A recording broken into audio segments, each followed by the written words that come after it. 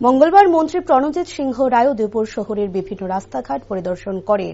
উল্লেখ্য, ইতিমধ্যে বেশিরভাগ রাস্তায় সংস্কারের জন্য টেন্ডার ডাকা হয়ে গেছে। তথাপি যা বাকি রয়েছে সেগুলো এবং রাস্তার ধারে নতুন ড্রেন তৈরির জন্য পরিকল্পনা খতিয়ে দেখতে তিনি এলাকার বাসিন্দাদের জায়গা দিতে অনুরোধ জানান। সঙ্গে থাকা পূর্ত দপ্তরের আধিকারিকদের নির্দেশ দেন এলাকার বাসিন্দারা নর্দমা তৈরির জন্য জায়গা দেওয়ার সঙ্গে সঙ্গে যেন নর্দমা তৈরির জন্য পরিকল্পনা করা হয় এবং উদ্যোগ নেওয়া হয়। এছাড়াও তিনি জগন্নাথ দিঘির সৌন্দর্যায়নের কাজের অগ্রগতি এবং মহাদেব দিঘির প্রস্তাবিত সৌন্দর্যায়নের পরিকল্পনা ঘুরে দেখেন। বন্যায় নদী ভাঙ্গন থেকে বাঁচতে পোল্ট্রি রোড মহাশ্মশান থেকে নদীর পার বাঁধানোর কাজের অগ্রগতিও তিনি খতিয়ে দেখেন।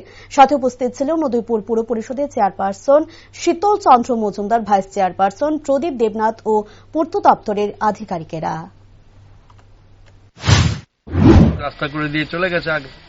এখন এখানকার সমস্ত লোক নিজেদের অসুবিধাকে স্বীকার করে আমাদের এখানে পুর পরিষদের চেয়ারপারসন শীতলবাবু আছেন, আমাদের ভাইস চেয়ারপারসন আমাদের প্রদীপবাবু আছেন, আমার সঙ্গে পিডব্লিউডির অফিসাররা আছে এবং এলাকার মানুষ খুব সুন্দরভাবে প্রত্যেকটি বাড়িতে তারা এই উপলব্ধি করেছে যে আমাদের রাস্তার প্রয়োজন আছে, ড্রেনের প্রয়োজন আছে।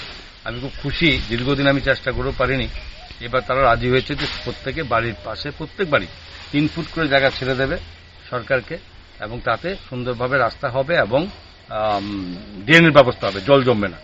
তো এখানে আমরা দায়িত্ব নিয়ে কথা বলছি, যদি সবাই জায়গা ছেড়ে দেবে 2-3 দিনের মধ্যে আশা করি, দিলে 1 মাসের মধ্যে রাস্তার কাজ ধরবো। এটা পূজার আগে মানুষের সুবিধার জন্য এটা বলে।